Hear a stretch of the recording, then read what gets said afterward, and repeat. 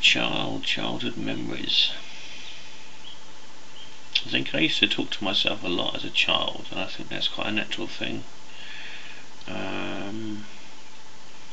I probably used to talk to objects as well, in particular, trees and stuff, and I think that's quite a natural thing for a child, especially when there's not much interaction with parents or sisters, brothers, and you prefer to be alone. Maybe you think a lot to yourself and talk a lot to yourself.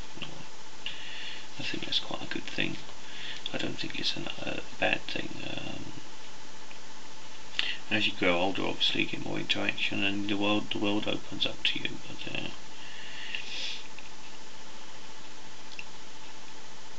I'm not sure what side of a world it is. I think there's a lot of psychosis to being a child. Psychosis in a way that,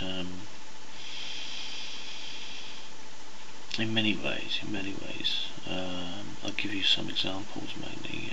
When I lived in a holiday home, the man in charge would shout out to the children, and there was a lot of children there before 9. They used to shout out, can anybody play the trumpet? Well, loads and loads of the children used to put their hands up and say, oh yeah, I could play the trumpet, you know. And they'd never even touched one, you know. So there's a bit of psychosis, really, elongated thought, you know. So there's also one that I did particular.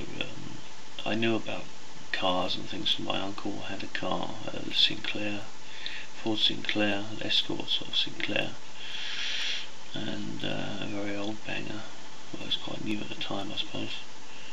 I used to sit in there, and I used to mess about with the engine running, and but later on, when I was about 3 or 4, my mum said that my grandmother would be coming round in Fairview Gardens in Canterbury, and so when I went to school, I'd already made my mind up that I was going to go home at dinner time, not ask anybody, not tell anybody. It was just like I was going to go home. I was going to see my gran, you know. I really wanted to go home and see her, and so I put my hand up to say I was going home for dinner and school, and at dinner time I rushed out the gates and rushed through this crazy school, because it had a sort of wooded area nearby, and wouldn't be in keeping with today's schools because of paedophiles. I rushed through this wooded area, and I ran halfway home, and then I come to the main road, and I couldn't go across this main road for the life of me. It was very, very difficult. There were so many cars, so many old bangers in those days going by at some sort of speed, and I couldn't see the gap. I must have been there. I felt like I'd been there for about a quarter of an hour, and I thought about rushing past, rushing over the road and beating them. That was one bit part of psychosis.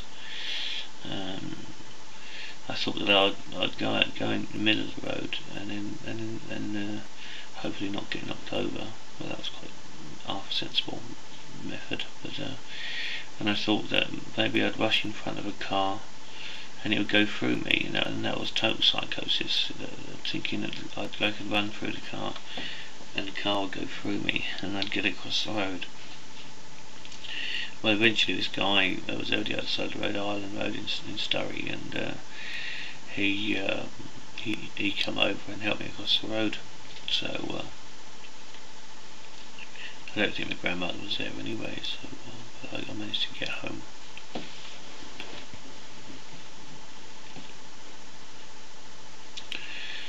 But I think children do have a lot of elongated thoughts, and left to their own devices, I guess that's why they're so vulnerable. I can gamble it's pretty hateful for them to fall victim of abuse, because they would think more of it, or they would either close up tightly or extra tightly thinking about it. So it's quite sad, very sad. So from the embryo we're thinking, and minor form of life, interaction a bit later, and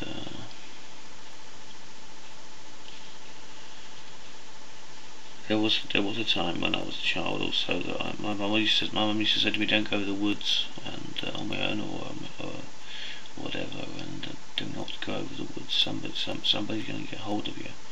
But I didn't really know what she meant by that. And in the real true reality of what life's thought. Eventually, I'd go over there on my own. I'm not sure what sort of age. Must have been quite a young age. I remember playing in a sandpit, and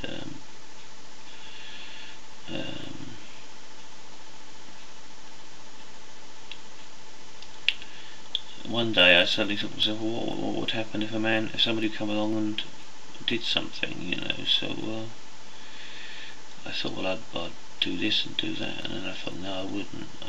Let's get out of here, you know. So luckily, I actually used my mind cleverly, and I walked back this different way, as it would, an open way, and walked across this very muddy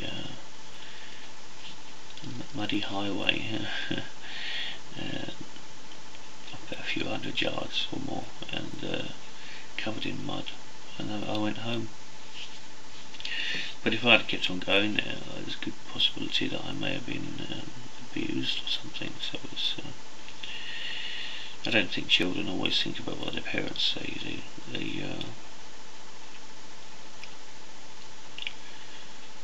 It's a very it's a different structure of life, isn't it, being a child? So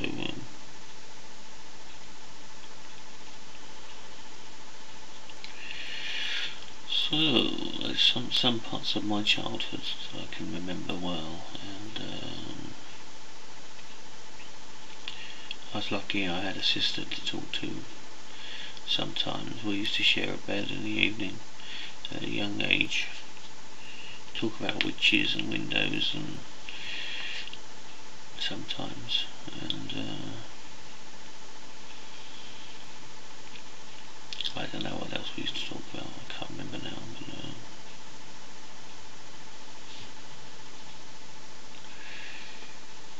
my sister, I was eating chewing gum one night when we went to bed, and I stuck it, for some reason I stuck the silver foil up my nose and I couldn't get it out, so my sister said to me, just poke it out with something, and I said, well, how do you know that a nose isn't like an ear? You know, you can't just go around poking it about. I didn't know what an ear was like even, but I guess I guess I knew it was in a reason that a nose wasn't like an ear. So we got up, and my uncle got it out for me downstairs, and that was a blessing. A large bit of chewing gum, Wrigley's chewing gum foil. I guess my mum should have checked me that I didn't have any chewing gum in my mouth when I went to bed. But these things aren't always checked, and that's the way it is. It's just the way life is. God has his designs on children at an early age. I think you must enjoy listening to them, talking to themselves, etc. And I don't think any child's missed. I think there's always a good prayer in a child, for sure.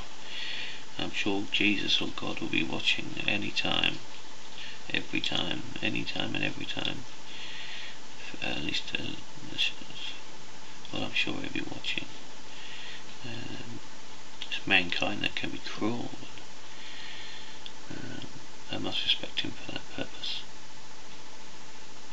Amen. Amen.